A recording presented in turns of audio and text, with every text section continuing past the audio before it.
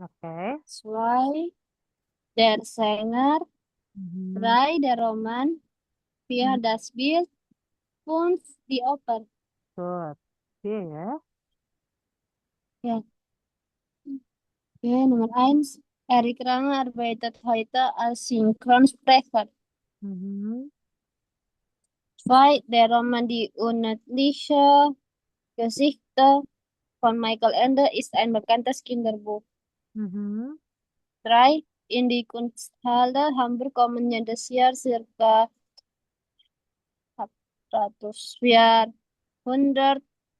400.000 Besucher. Mhm. Vier, in der Serie Babylon Berlin spielen viele bekannte Schauspieler. Mhm. Vier, fünf, Michael Ende ist der Autor von vielen Kinderbüchern. Mhm. Sechs, ein berühmtes Museum in Hamburg heißt Kunsthalle. Mhm. Sieben, Erik Ranger zeigt auf seinem Kanal Schloss, wie er spielt. Karena video. VR Skills Studio. Oke. Ja, Nomor 2A. WA. Das Amphitheater in Trier ist fast 2000 Jahre alt, richtig. Genau, ja. Over 1800. Half 2000. Right? Zwei, in der Arena finden heute keine Veranstaltungen mehr statt, falsch. Mhm. Drei, auf dem Fernsehturm kann man essen und trinken, richtig. Genau. Kita Vier, orang. mehr als 1 Million Menschen sind jedes Jahr auf dem Fernsehturm, richtig. Mhm. Fünf, im Karl-Marx-Hof gibt es nur Wohnungen, falsch. Mhm. Sechs, der Karl-Marx-Hof ist über 1 Kilometer lang, richtig. Oke. Oke. So, Jen. Good Unterhaltung, das heißt artinya adalah good entertainment, ya. So, in diesem Kapitel wir lernen dann einen Festival besuchen, nachfragen, über Musik sprechen, einen Musiker oder eine Musikerin äh, oder einen Band vorstellen, Zeitungsmeldungen verstehen, genauso Informationen zur Personen geben, Informationen über Malerei verstehen, über ein Bild versprechen, ein Bildbeschreibung verstehen, ein Bild beschreiben und so weiter. Ja, so. Ja. Du hast auch gelesen hier Nummer eins bis Nummer 5, welche Bild passt zu welchem Texte, ja. Nummer eins, Babylon Berlin. Kita list mal dan hier den Text. Babylon Berlin, die Serie zeigt Berlin im Jahr 1929, eine wilde Zeit, denn alles ändert sich. Politik, Gesellschaft, Kultur, Gewalt und Kriminalität nehmen zu. Das ist die Kulisse für die teuerste deutsche Serie mit tollen Schauspielern, schönen Bildern und der passenden Musik. Langsung dicocokin, Pak. Yes, genau. Zeit Berlin im Jahr Nummer 1. Teks ein Personenbild Babylon C. Oke, genau ya. Das ist ja eine Serie ya. Walaupun misalnya Babylon, itu bukan Ja. bangunan, es ist nicht hier Gebäude, aber das ist eine Serie, deutsche Serie ya. Mhm. Nomor Oh. 2. Hamburger Kunsthalle. Die Hamburger Kunsthalle ist das größte Kunstmuseum in Norddeutschland und zeigt Bilder aus über 8 Jahrhunderten. Bei einem Besuch kann man mehr als 700 Werke sehen. Unter dem anderen das vielleicht berühmtes Bild von Caspar David Friedrich 1774 bis 1840. Der wanderer über dem Nebelmeer jedes Jahr kommen knapp 400.000 Besucherinnen und Besucher. Kunsthalle 2, Text 2, Pasumbil, Genau, und dann 3. 3, Erfolgreich mit Spielen, Grund. Erik Rangga, bekannt als Gronk, ist berühmt für seine Let's Play-Videos, insbesondere zum Spiel Minecraft. Damit war er sogar fast 2 Jahre lang der meistabonierte YouTube-Kanal Deutschlands. Gronk hat mehrere Webvideopreise gewonnen. Heute arbeitet er auch als Synchronsprecher. Ähm, Pasum Bild D, Mhm. Nummer 3, ja. 4. Über den bayerischen König Ludwig II gibt es viele Geschichten. Man sagt, dass er in seinen Träumen und nicht in der Nein, Realität nein, gelebt nein. hat. 3 plus 2, sorry. 3 plus 2 build was? D. Oh, delta. Genau. Ja,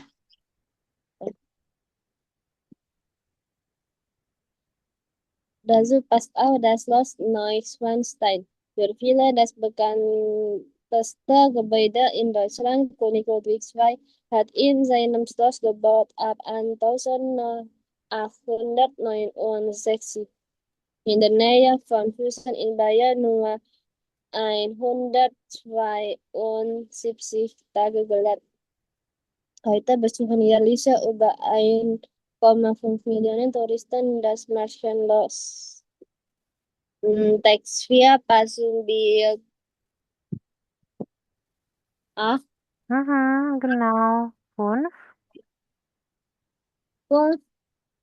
Die Roman die Indonesia Geschichte von Michael Ende 1929 bis 1995 war am längsten Nummer 1 in der Bestsellerliste und ist heute in 40 Sprachen übersetzt. Es gibt eine berühmte Verfilmung von Wolfgang Petersen auch von der Bücher von Michael Ende gehören zu den beliebtesten deutschen Kinderbüchern. Text für Pasubiel B. Oke. Das ist ja ähnliche Geschichte, ja, ein Roman. Ja, Jetzt Aldi, wir hören die Gespräche worüber. So, das heißt, sudah belajar ya kemarin.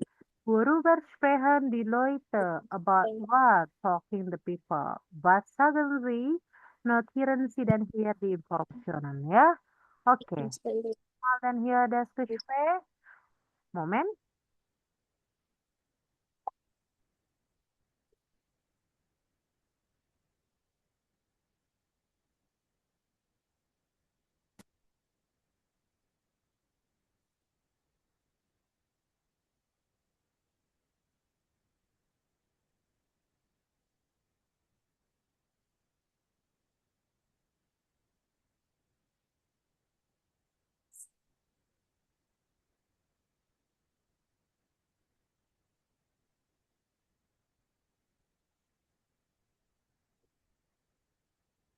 Eins. Da war ich letztes Jahr. Das war toll. Ich habe eine interessante Führung mitgemacht und habe viel vom Schloss gesehen. Aber es war zu voll. So viele Leute. Das war ein bisschen stressig. Hast du Fotos gemacht? Oke. Der Schlüsselwort von Gespräch 1, das ist Schluss. So, von diesen 5 Bilder, wir haben gesprochen bevor. So, das heißt, Anschluss, wir haben besprochen, ist plus Neuschwanstein. So, notieren Sie dann, welche Adjektiven oder welche Informationen kannst du finden hier im Schluss Neuschwanstein von dem Gespräch. So, das ist ja interessanten Führung, zuvor und dann was noch? So viele Leute, ein bisschen stressig und so weiter. Okay? oke.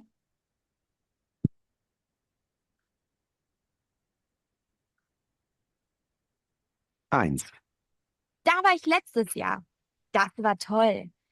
Ich habe eine interessante Führung mitgemacht und habe viel vom Schloss gesehen.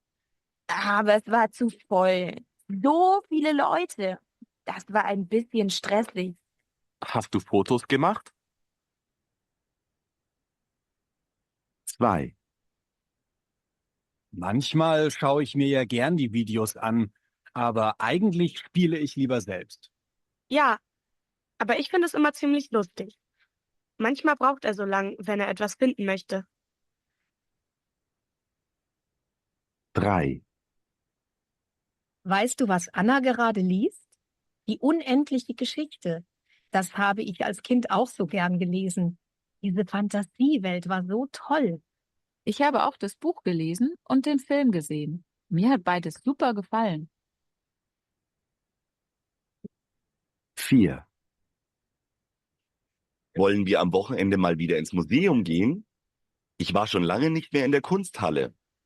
Sehr gern. Es ist gerade eine tolle Ausstellung über Fotokunst. Und die alten Bilder und Gemälde sehe ich auch immer wieder gern. Um 11 Uhr gibt es da immer eine Führung. Wollen wir da nicht mitgehen? 5, Oh, du siehst aber müde aus. Ach, ich habe gestern Babylon Berlin angesehen, also einige Folgen. Die Serie ist echt spannend und interessant, wie Berlin so vor 100 Jahren war. Unglaublich. Da bin ich natürlich viel zu spät ins Bett gekommen. Oke, noch einmal ya.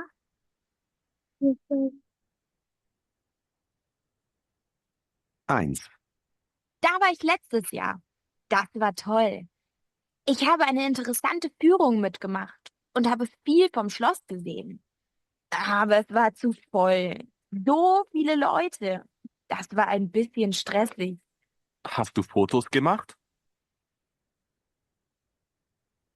2, Manchmal schaue ich mir ja gern die Videos an, aber eigentlich spiele ich lieber selbst. Ja, aber ich finde es immer ziemlich lustig. Manchmal braucht er so lang, wenn er etwas finden möchte. 3, Weißt du, was Anna gerade liest? Die unendliche Geschichte. Das habe ich als Kind auch so gern gelesen. Diese Fantasiewelt war so toll. Ich habe auch das Buch gelesen und den Film gesehen. Mir hat beides super gefallen. 4, wollen wir am Wochenende mal wieder ins Museum gehen? Ich war schon lange nicht mehr in der Kunsthalle. Sehr gern. Es ist gerade eine tolle Ausstellung über Fotokunst. Und die alten Bilder und Gemälde sehe ich auch immer wieder gern. Um 11 Uhr gibt es da immer eine Führung. Wollen wir da nicht mitgehen? 5, Oh, du siehst aber müde aus. Ach, ich habe gestern Babylon Berlin angesehen, also einige Folgen. Die Serie ist echt spannend und interessant, wie Berlin so vor 100 Jahren war. Unglaublich. Da bin ich natürlich viel zu spät ins Bett gekommen. John? Dan Frau Oke, silahkan. 1. Schloss Neuschwanstein. Toll, interessante Führung. So 1, viele Leute, ein bisschen stressig. Ich habe ständig zu wenig Geld. 2. Gronk. Er schaut die Videos an und er spielt lieber selbst.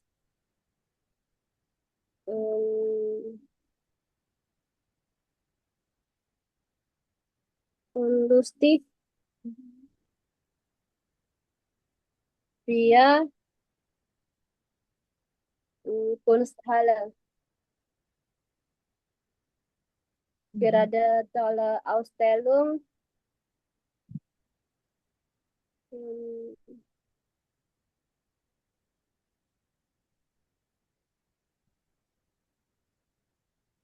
hmm, burung burung elf uah.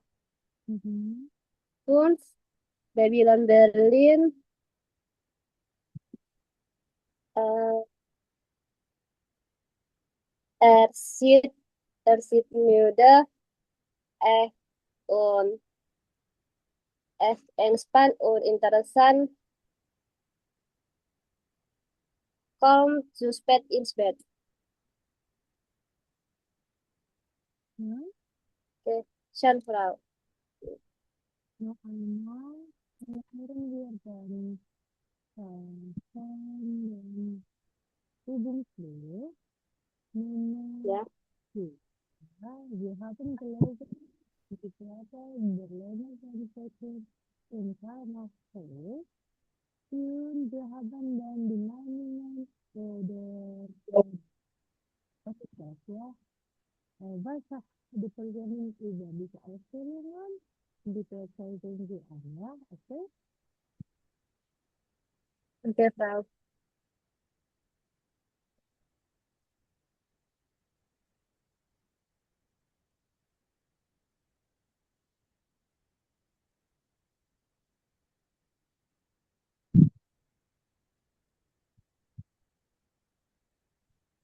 Gespräch 1. Und sag mal, Lars, du arbeitest ja jetzt im Amphitheater in Trier. Wie ist das in diesem alten Stadion? Ich weiß nicht. Alle Leute denken, dass das Amphitheater so super und faszinierend ist. Aber ich finde es eigentlich gar nicht interessant. Ich mache da einfach meinen Job. Und was genau machst du? Naja, ich arbeite bei der Organisation für die Römerspiele im Sommer. Wir machen die ganze Technik, also Ton und Licht und Elektronik für die Shows. Dann kannst du ja bestimmt auch zusehen. Ja, ein bisschen schon. Aber ich finde es komisch, wenn man da so Shows macht, wie vor bald 2000 Jahren, mit der besten Technik und mehreren Profis. Zum Beispiel wie ich. Also, das ist schon ein bisschen komisch.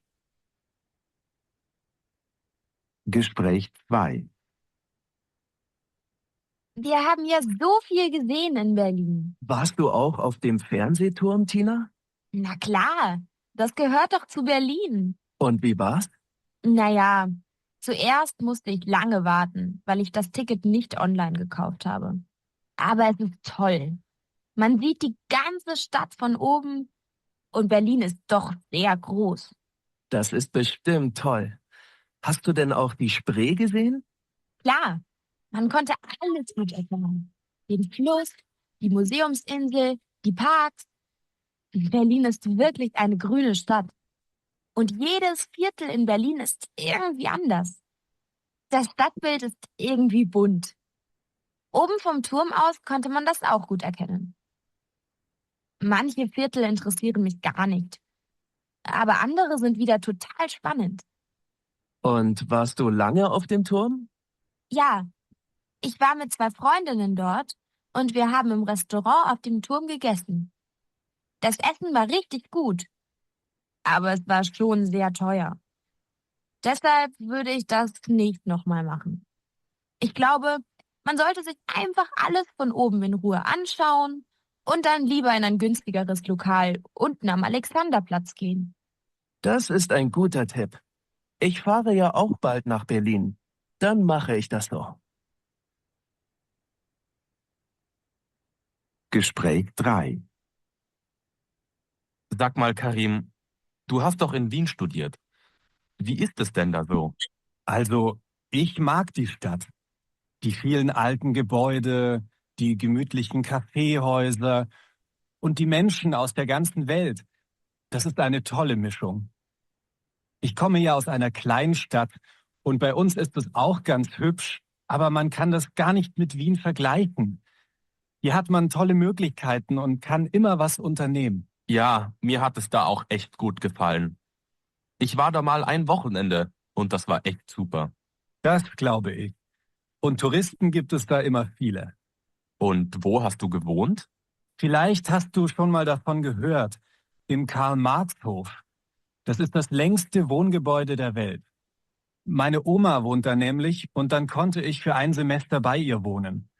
Mein Zimmer war etwas klein und ich habe mich mit Freunden dann lieber in der Stadt getroffen, aber irgendwie war es auch total nett mit meiner Oma. Wir haben oft zusammen gegessen und uns lange unterhalten. Das Gebäude hat mir auch gut gefallen. Das war schon eine besondere Atmosphäre. Da musst du mir mal ein paar Bilder zeigen.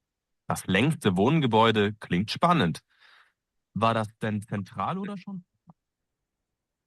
Noch einmal, Audrey. Oder das ist genug? Noch einmal bitte, Frau. Ja.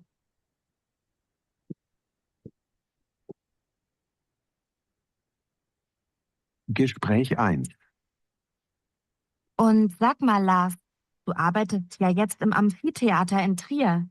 Wie ist das in diesem alten Stadion? Ich weiß nicht. Alle Leute denken, dass das Amphitheater so super und faszinierend ist. Aber ich finde es eigentlich gar nicht interessant. Ich mache da einfach meinen Job. Und was genau machst du? Naja, ich arbeite bei der Organisation für die Römerspiele im Sommer. Wir machen die ganze Technik, also Ton und Licht und Elektronik für die Shows. Dann kannst du ja bestimmt auch zusehen. Ja, ein bisschen schon. Aber ich finde es komisch, wenn man da so Shows macht, wie vor bald 2000 Jahren, mit der besten Technik und mehreren Profis. Zum Beispiel wie ich. Also, das ist schon ein bisschen komisch. Gespräch 2. Wir haben ja so viel gesehen in Berlin. Warst du auch auf dem Fernsehturm, Tina? Na klar, das gehört doch zu Berlin. Und wie war's? Naja, zuerst musste ich lange warten, weil ich das Ticket nicht online gekauft habe. Aber es ist toll. Man sieht die ganze Stadt von oben und Berlin ist doch sehr groß. Das ist bestimmt toll. Hast du denn auch die Spree gesehen? Klar, man konnte alles gut erkennen. Den Fluss, die Museumsinsel, die Parks. Berlin ist wirklich eine grüne Stadt. Und jedes Viertel in Berlin ist irgendwie anders. Das Stadtbild ist irgendwie bunt. Oben vom Turm aus konnte man das auch gut erkennen. Manche Viertel interessieren mich gar nicht, aber andere sind wieder total spannend. Und warst du lange auf dem Turm? Ja, ich war mit 2 Freundinnen dort und wir haben im Restaurant auf dem Turm gegessen. Das Essen war richtig gut, aber es war schon sehr teuer. Deshalb würde ich das nicht nochmal machen. Ich glaube, man sollte sich einfach alles von oben in Ruhe anschauen und dann lieber in ein günstigeres Lokal unten am Alexanderplatz gehen. Das ist ein guter Tipp. Ich fahre ja auch bald nach Berlin. Dann mache ich das so. Gespräch 3. Sag mal, Karim, du hast doch in Wien studiert. Wie ist es denn da so? Also, ich mag die Stadt. Die vielen alten Gebäude, die gemütlichen Kaffeehäuser und die Menschen aus der ganzen Welt. Das ist eine tolle Mischung. Ich komme ja aus einer Kleinstadt und bei uns ist es auch ganz hübsch, aber man kann das gar nicht mit Wien vergleichen. Hier hat man tolle Möglichkeiten und kann immer was unternehmen. Ja, mir hat es da auch echt gut gefallen. Ich war da mal ein Wochenende und das war echt super. Das glaube ich. Und Touristen gibt es da immer viele. Und wo hast du gewohnt? Vielleicht hast du schon mal davon gehört. Im Karl-Marx-Hof. Das ist das längste Wohngebäude der Welt. Meine Oma wohnt da nämlich und dann konnte ich für ein Semester bei ihr wohnen. Mein Zimmer war etwas klein und ich habe mich mit Freunden dann lieber in der Stadt getroffen, aber irgendwie war es auch total nett mit meiner Oma. Wir haben oft zusammen gegessen und uns lange unterhalten. Das Gebäude hat mir auch gut gefallen. Das war schon eine besondere Atmosphäre. Da musst du mir mal ein paar Bilder zeigen. Das längste Wohngebäude klingt spannend. War das denn zentral oder schon außerhalb? Okay, schön. Schon, Frau. Okay, jetzt Nummer B, Teil 1, Nummer 1. Nummer 1, Lars findet, dass das Amphitheater toll ist. 2, bei den Römerspielen B. Verwendet man die Technik von heute? Mhm. 3. Die Viertel in Berlin sind alle unterschiedlich. Genau. Ich finde das Restaurant im Zentrum sehr lecker. Gut. 5. Karim ist gern in Wien, weil das Angebot in der Stadt so groß ist. Dan 6. Karim hat B. die Zeit mit seiner Großmutter genossen. Genau. Oke. So, saya akan sharingkan gambar besok. Besok kita kelas jam berapa bisa ya? Eh, bisa terserah Fransi, Frank. Saya jam 3 boleh nggak? Atau Boleh, jam 3 kamu selesai jam 5 bisa? bisa, Frank. Oke. Ya? Oke. Ya. So, eh, besok itu kita akan bahas tentang pasti udah pasti tentang festival itu, gimana caranya dan lain sebagainya. Wirheren dan Informationen, Winothieren dan Informationen, und so weiter. Nah, di sini kita akan bahas bab terakhir tuh secara gramatik kita akan bahas tentang indefinite pronomen. Indefinite pronomen itu adalah kata ganti orang yang tidak bisa didefinisikan. Kalau dalam Indonesia itu atau bahasa Inggris kita ngomong ada something, someone. Nah, di dalam bahasa Jerman kita kenal itu juga ya. Kalau untuk seseorang kita ngomongnya adalah man, jemand, niemand gitu ya. Tapi kalau untuk benda kita ngomongnya alles, etwas, nichts dan lain sebagainya ya. Nah, ini besok kita akan pelajarin. Lalu untuk apa penggunaannya, kapan penggunaannya, dan lain sebagainya. Tentu saja kita akan mempelajari tentang peran macam-macam ketika pertunjukan ya, peran salto, musik, leader, und so weiter. Lebih banyak tentang teks dan informasi. Lalu relative verbs, ini adalah gramatik terakhir di kapitulo 12. Nah, itu relative verbs itu kayak dalam bahasa Inggris itu you know the one who is talking with you. Nah, kayak gitu ya. Jadi relative verbs itu bisa pakai artikel, bisa pakai kata tanya. Nah, nanti kita akan bahas seperti itu ya. She is misalnya she is the man uh, who is talking to my mom gitu. Where is my bag? Who's my mom has bike? Nah, kayak gitu kalau dalam bahasa Inggris kan seperti itu. Jadi kita akan bahas bahasa Jermannya seperti apa, menggunakan artikel ya, menggunakan kata tanya juga bisa, menggunakan preposisi pun bisa. Nanti kita akan lihat. Terus seperti biasa masih tentang art juga, tentang Hören, Informationen, Textverstehen, und so weiter. Itu sih secara gramatik kita cuma hanya membahas tentang itu aja gitu ya. Oke? Oke. Iya, John, Frank. hari ini John, ada alles klar. tugasan. Alles klar, Frank. Alles klar, tidak ada tugas. Paling kamu kerjakan yang ini aja tadi ya, yang teks ini coba dicicil ya bagian lessonnya sama schreibennya. Oke? Oke, Frank. Oke, kalau tidak ada pertanyaan, kita ketemu lagi besok. Dankeschön für heute. Iya. Tschüss, auf Danke, Wiedersehen. Frank. Ah.